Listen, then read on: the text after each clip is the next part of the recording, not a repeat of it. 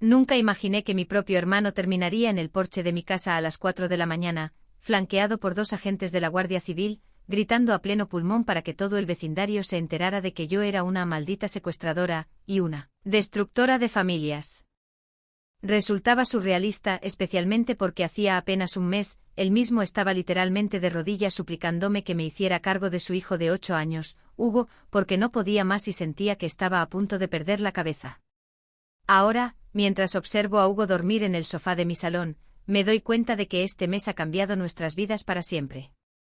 Lo que empezó como un acto de piedad familiar ha degenerado en una guerra total donde no hay ganadores.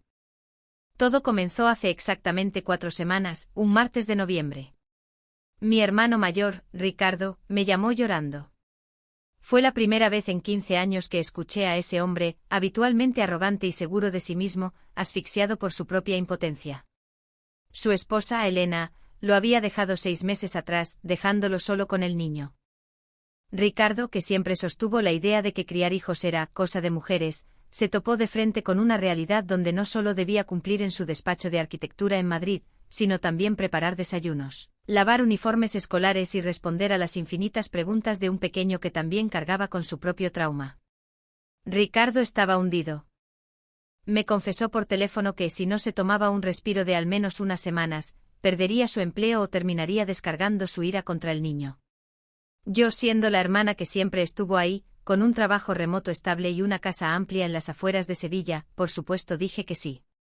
Recuerdo el momento en que llegaron a mi calle, en la urbanización Los Naranjos.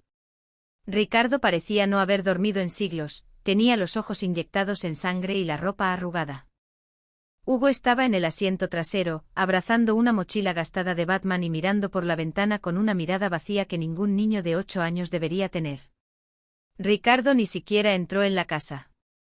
Dejó la maleta en la entrada, le dio a su hijo un abrazo torpe y apresurado mientras murmuraba un "pórtate bien, la tía Beatriz te cuidará", y arrancó quemando neumáticos, dejando tras de sí un silencio denso y sofocante. Durante los primeros días, Hugo fue el invitado perfecto. Era tan silencioso que a veces olvidaba que estaba en casa, algo que me asustaba más que si hubiera roto un jarrón.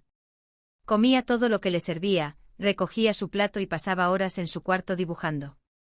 Cada vez que intentaba entablar una conversación, me respondía con monosílabos, como si tuviera miedo de que decir demasiado provocara que lo enviaran a otro lugar. Con el tiempo empecé a notar detalles inquietantes, se sobresaltaba ante cualquier ruido fuerte, nunca pedía ayuda aunque no alcanzara algo en un estante alto y escondía trozos de pan debajo de su cama, como si no estuviera seguro de si volvería a comer al día siguiente. A finales de la segunda semana, el hielo empezó a romperse.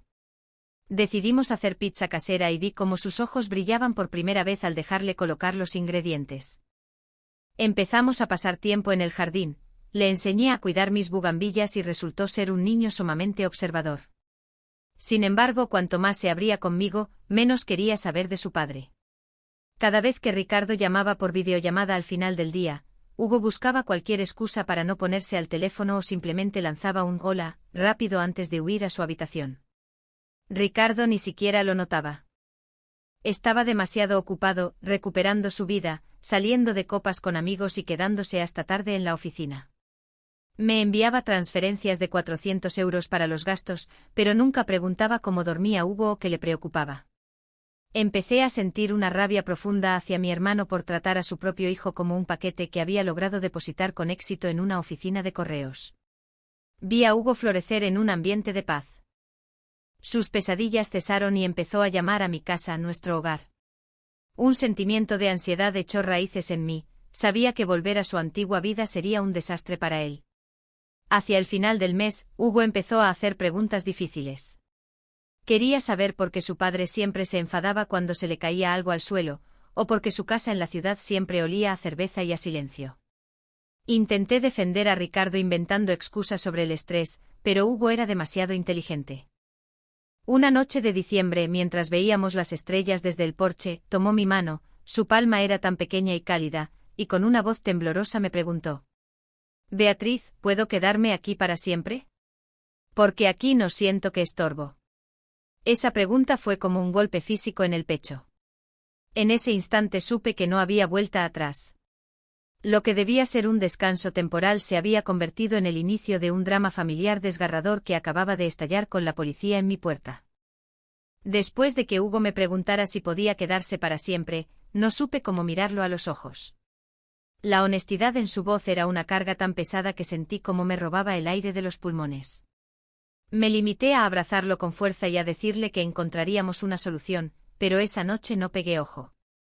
Me quedé mirando el techo hasta el amanecer, comprendiendo que ahora formaba parte de una situación que no tenía una salida limpia. La segunda semana comenzó con una llamada de Ricardo que lo cambió todo. No fue por lo que dijo sino por su tono, sonaba completamente distante, casi celebrando su nueva libertad. Me contó que había empezado a salir de nuevo y que había conocido a una mujer llamada Clara, que no tenía hijos y según él tampoco los quería. Lo dijo con tal ligereza que sentí una oleada física de náuseas. Intenté explicarle que Hugo lo estaba pasando mal, que hacía preguntas sobre por qué su vida en Sevilla era tan distinta a la de Madrid, pero Ricardo se echó a reír. Dijo que los niños son resilientes y que yo probablemente lo estaba malcriando con demasiada atención. En ese momento lo entendí, mi hermano no solo necesitaba un respiro, estaba intentando reinventarse activamente como un hombre sin la carga de un hijo de 8 años. Me hervía la sangre al pensar que yo era quien estaba facilitando esa huida. El tema económico también se volvió turbio. Ricardo empezó a enviarme transferencias de 1.502.000 euros de golpe, cantidades que superaban con creces lo necesario para comida o juguetes. Era como si intentara pagarme un sueldo por ser una madre de alquiler para no tener que sentirse culpable. Una de las notificaciones llegó con una nota que solo decía, por las molestias. Mirar ese mensaje me hizo sentir que estaba vendiendo mi alma o participando en una especie de adopción extraoficial que nadie había acordado. Decidí usar parte de ese dinero para llevar a Hugo a un dentista en el centro, porque descubrí que Ricardo no lo había llevado en más de 2 años. El dentista me confirmó que el niño tenía 3 caries que debían llevar meses causándole dolor. Cuando le envié la factura a Ricardo, ni siquiera preguntó si el niño estaba bien o si se había asustado, solo me espetó que yo buscaba problemas donde no los había, y que dejara de ser tan dramática. Esa falta de empatía levantó un muro entre nosotros que supe que jamás caería. Empecé a documentarlo todo, las llamadas perdidas, los mensajes despectivos y las cosas que Hugo me contaba en nuestros momentos de calma en la cocina. Durante esa segunda semana, Hugo empezó a soltarse más. Sus historias no hablaban de maltrato físico, pero describían un nivel de abandono emocional que me partía el corazón. Me contaba noches en las que Ricardo llegaba tardísimo y solo le daba un tazón de cereales secos para cenar porque estaba demasiado cansado para cocinar. O cómo pasaba sábados enteros frente al televisor mientras su padre dormía la resaca en la otra habitación. No usaba metáforas, simplemente decía, la casa siempre estaba a oscuras, o a papá no le gusta que haga ruido. Esas frases sencillas eran más aterradoras que cualquier estallido dramático. Comprendí que el niño perfecto y silencioso, que recibí era en realidad un niño entrenado para ser invisible y no molestar a un padre ahogado en su propio egoísmo. Cometí el error de involucrar a nuestra madre, pensando que ella podría hacer entrar en razón a Ricardo. Fue un desastre. Ella se puso inmediatamente del lado de su niño preferido, diciendo que los hombres gestionan los divorcios de forma distinta y que yo debería apoyar más a mi hermano en su transición. Me recriminó que hubiera llevado a Hugo al médico sin permiso explícito y que estaba confundiendo al niño al ofrecerle un estilo de vida que su padre no podría mantener solo. Aquello me confirmó que la disfunción de nuestra familia era mucho más profunda de lo que quería admitir. Me sentí la única persona interponiéndose entre Hugo y una vida como personaje secundario en la historia de su propio padre. Para mediados de la segunda semana, Hugo se había integrado tanto en mi rutina que a veces olvidaba que no era mi hijo. Íbamos al parque, plantamos un pequeño huerto de hierbas aromáticas en la cocina y un día, por error, me llamó Mamá Bea. Se corrigió al instante con una mirada de terror, como si hubiera roto una regla sagrada. Le dije que no pasaba nada, pero esa noche lloré en la ducha. Sabía que, en teoría, debía devolverlo a un hombre que ni siquiera sabía que su color favorito era el verde. Empecé a investigar opciones legales en secreto, custodia de hecho y derechos de familiares allegados. No quería robárselo, pero la idea de que volviera a esa casa oscura y silenciosa en Madrid me parecía una sentencia de muerte para el niño alegre y curioso en el que se estaba convirtiendo. La tensión estalló un viernes por la noche. Ricardo llamó sonando ebrio y agitado. Dijo que vendría a por Hugo una semana antes de lo previsto porque Clara quería irse de viaje y él pensaba que sería una buena idea que Hugo la conociera. No preguntó si el niño estaba listo, lo soltó como un hecho consumado. Cuando intenté protestar, me soltó un: «Recuerda cuál es tu sitio, Beatriz. Tú solo eres la niñera, los derechos legales son míos». Colgué el teléfono con las manos temblando. Miré a Hugo que jugaba con unos legos en la alfombra sin sospechar que su mundo estaba a punto de tambalearse otra vez. En ese momento lo supe, no iba a dejarlo ir sin pelear. El enfrentamiento ocurrió mucho antes de lo que esperaba, y fue más amargo de lo que cualquier preparación previa hubiera podido mitigar. Sucedió el sábado por la mañana, apenas 2 días después de aquella llamada ebria. Vi el SUV negro de Ricardo entrar en el camino de entrada de mi casa. No llamó. No preguntó si estábamos. Simplemente apareció. Yo estaba en la cocina preparando tortitas con Hugo. En cuanto el niño vio el coche a través de la ventana, todo su cuerpo se tensó. No corrió a la puerta para saludar a su padre, al contrario, retrocedió, alejándose del cristal, y se agarró al borde de la encimera hasta que sus nudillos se pusieron blancos. Me miró con un terror tan puro y absoluto que me confirmó todo lo que sospechaba sobre su vida en Madrid. Ricardo no venía solo. Una mujer que supuse era Clara estaba en el asiento del copiloto, absorta en su teléfono, con una expresión de querer estar en cualquier otro lugar del planeta. Ricardo bajó del coche con un aspecto renovado, luciendo unas gafas de sol de marca, en un contraste hiriente con aquel hombre destrozado que me entregó al niño hacía 3 semanas.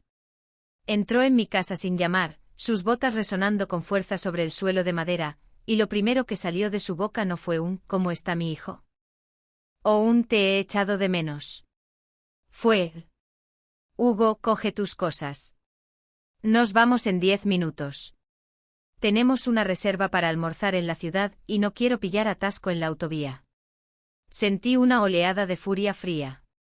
Le dije a Ricardo que no podía entrar así y exigir que el niño se fuera cuando habíamos acordado un mes completo, y que Hugo ni siquiera tenía la maleta hecha. Ricardo soltó esa risa despectiva y arrogante que siempre me hacía sentir como una niña pequeña, y me soltó que los planes cambiaban y que él era el padre, por lo que su palabra era ley. Se acercó a Hugo para revolverle el pelo, pero el niño se encogió, escondiéndose detrás de mis piernas. El silencio que siguió fue sepulcral. El rostro de Ricardo pasó de la suficiencia a una irritación oscura. Me miró como si yo hubiera envenenado la mente de su hijo. Le ordenó a Hugo que dejara de ser un drama king, y que subiera a por su mochila ahora mismo. Fue entonces cuando ocurrió. Hugo, siempre tan sumiso, apretó mi mano y gritó con todas sus fuerzas: «No. No me voy. Quiero vivir aquí con Beatriz para siempre. Odio tu casa. Siempre hay gritos y nunca estás, y yo me quiero quedar aquí». La expresión de Ricardo fue aterradora. No parecía triste ni preocupado porque su hijo fuera infeliz, parecía humillado. Me señaló directamente a la cara con el dedo, temblando de rabia. Empezó a gritar que yo había lavado el cerebro a su hijo, que me había pasado las últimas 3 semanas susurrándole mentiras al oído para ponerlo en contra de su propio padre. Me acusó de ser una mujer solterona y envidiosa, que intentaba robar un hijo porque no podía tener los míos. Sus palabras eran como golpes físicos. Dijo que yo estaba jugando a las casitas con su propiedad y que no tenía derecho a interferir.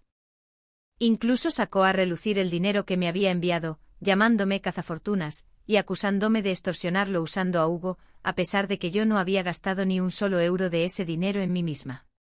Le respondí que la única persona que estaba destruyendo a su familia era el hombre que veía en el espejo, y que el deseo de Hugo de quedarse no tenía nada que ver con mi influencia, sino con el hecho de que por primera vez en su vida, se sentía seguro y visto.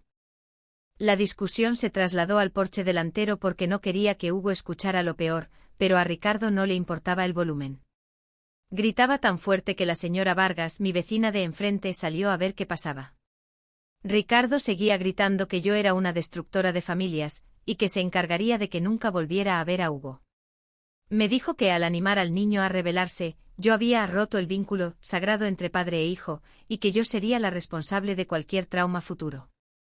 Era su jugada clásica, lanzarme la culpa a mí para no cargar con el peso de su propio abandono. Cada vez que mencionaba al dentista, la falta de atención o su distancia emocional, me cortaba llamándome mentirosa y diciendo que yo sobreanalizaba lo que era una crianza normal. La situación llegó al límite cuando Clara bajó finalmente del coche. Ni siquiera miró a Hugo, miró su reloj y le dijo a Ricardo que iban a llegar tarde a la reserva del restaurante. Eso fue la gota que colmó el vaso. Le dije a Ricardo que si intentaba meter a Hugo en ese coche a la fuerza, mientras el niño tenía un ataque de pánico en la cocina, llamaría a la Guardia Civil en ese mismo instante para denunciar que no estaba en condiciones de conducir. Fue un farol, en gran parte, pero sirvió para frenarlo. Ricardo invadió mi espacio personal, con un aliento que olía a café pasado y a algo metálico, y me dijo que tenía hasta el lunes por la mañana. Dijo que volvería con un abogado si era necesario, y que si Hugo no estaba en el camino de entrada con las maletas listas, se encargaría de arruinarme la vida, de que perdiera mi empleo y mi reputación. Me llamó víbora una última vez antes de dar un portazo y salir derrapando, dejando una nube de humo y una familia rota tras de sí. Entré en la casa y encontré a Hugo hecho una bola en el suelo de la cocina, sollozando en silencio. Al levantarlo en brazos, supe que las próximas 48 horas serían las más difíciles de mi vida. Ya no era solo su tía, era su única defensora, y la guerra por su futuro acababa de estallar oficialmente.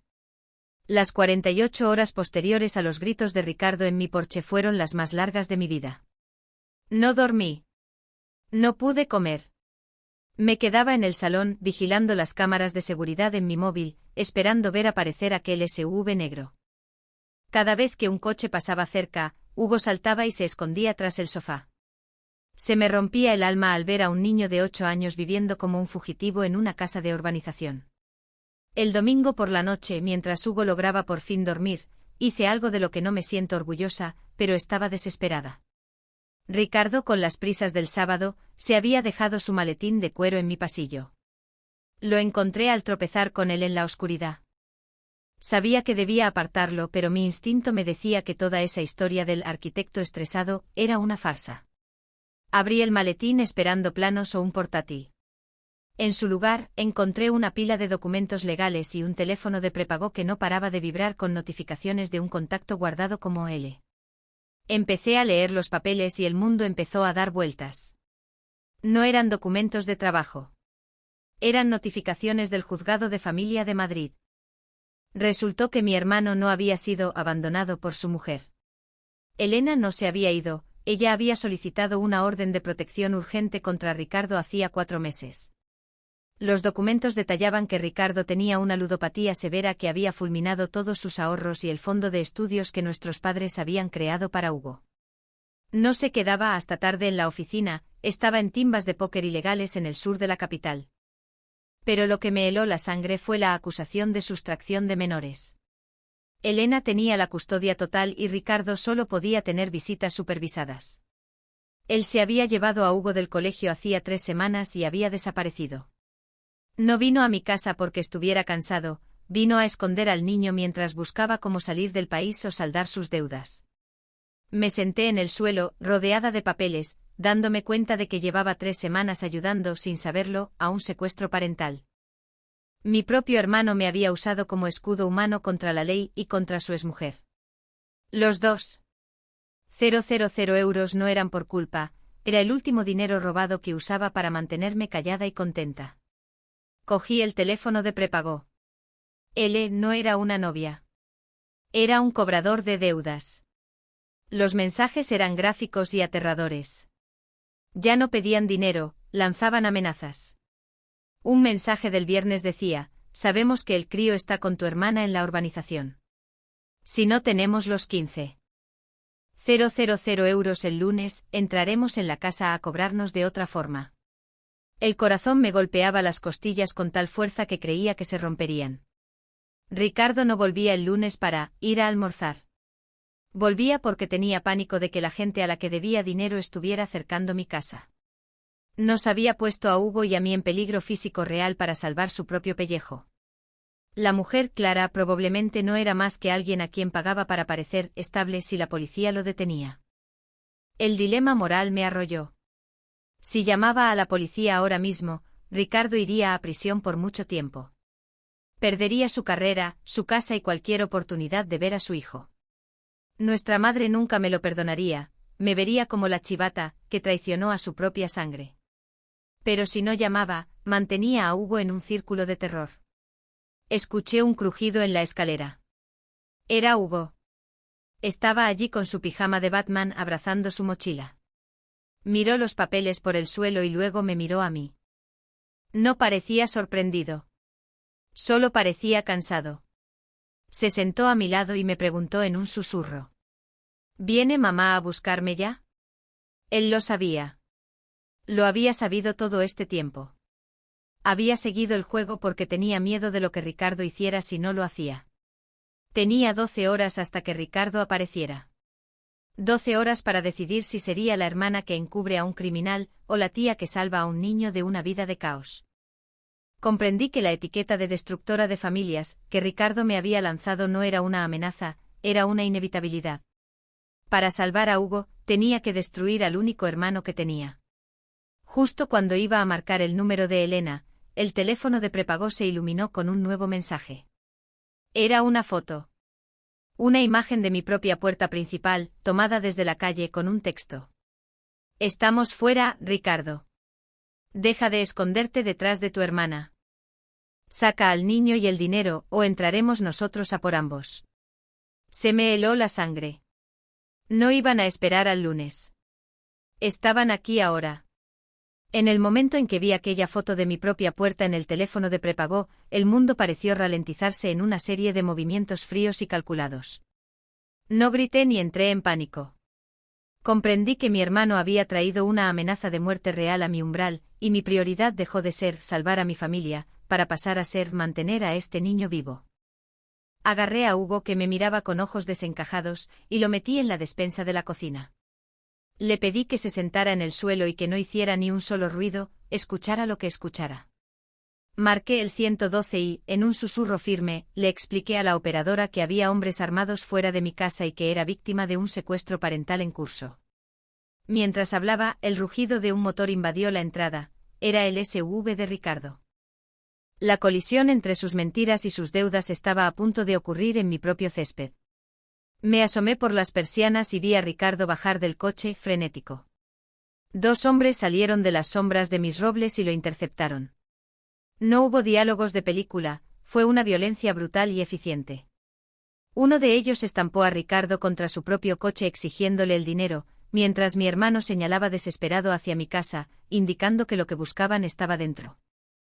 Las sirenas empezaron a aullar a lo lejos justo cuando Ricardo intentaba zafarse para correr hacia mi puerta. Los hombres, al ver las luces azules de la Policía Nacional doblando la esquina, huyeron hacia el bosque tras mi propiedad. Ricardo quedó desplomado contra una rueda, sangrando por una brecha en la frente, con un aspecto de derrota absoluta. No salí a ayudarlo. Me quedé dentro con la puerta bloqueada hasta que los agentes se identificaron. Solo entonces abrí lo suficiente para entregarles el fajo de documentos legales y el teléfono de prepago. Vi desde el porche cómo esposaban a mi hermano, no por las deudas, sino por la orden de busca y captura por sustracción de menores que llevaba activa semanas. Ricardo ni siquiera me miró con arrepentimiento, me dedicó una mirada de odio puro, gritando que era una traidora y que estaba muerta para la familia. Las horas siguientes fueron un borrón de declaraciones y trabajadores sociales, hasta que finalmente llegó Elena, que había conducido 6 horas seguidas desde Madrid. Cuando entró en mi salón, no vi a la mujer inestable que Ricardo me había descrito, vi a una madre que había pasado por una guerra y finalmente encontraba el camino de vuelta. El reencuentro con Hugo fue lo más doloroso y hermoso que he presenciado. Él no dijo nada, solo hundió la cara en el abrigo de su madre y sollozó con un sonido que parecía desgarrarme el alma. Elena me dio las gracias, pero había una distancia en su mirada, un reconocimiento silencioso de que yo seguía siendo la hermana del hombre que le robó a su hijo. Supe que nuestra relación nunca pasaría de una gratitud educada y trágica. Ha pasado exactamente un mes. Mi vida es irreconocible. Mi hermano está a la espera de juicio y se enfrenta a una pena de prisión considerable. Mi madre me ha bloqueado tras dejarme varios mensajes llamándome Judas y acusándome de destruir la vida de su hijo por un sentido egoísta de la justicia. Se niega a creer en la ludopatía o el secuestro, prefiere creer que yo orquesté todo por envidia. He perdido a mi hermano, a mi madre y la paz de mi vida en esta urbanización. Los vecinos me miran distinto. El silencio en mi casa ya no es tranquilo, es denso, lleno de los fantasmas del mes que pasé intentando ser madre de un niño que no era mío. Ayer recibí una carta de Hugo, o más bien un dibujo. Es una imagen de mi jardín con las bugambillas que cuidamos juntos. En el reverso con su letra de 8 años dice, gracias por la pizza, mamá Bea. Tengo ese papel en la nevera, es lo único que hace que el naufragio de mi familia parezca haber valido la pena. Hice lo correcto, pero lo correcto no vino con un premio, vino con una factura que pagaré el resto de mi vida. Aprendí que la lealtad a la sangre es un concepto tóxico cuando esa sangre está dispuesta a dejar que te desangres para salvarse a sí misma. Algunos dirán que soy una destructora de familias, pero al mirar el cuarto vacío donde dormía Hugo, me doy cuenta de que algunas familias tienen cimientos tan podridos que lo único compasivo que puedes hacer es derribarlas y esperar que los niños construyan algo mejor sobre las ruinas.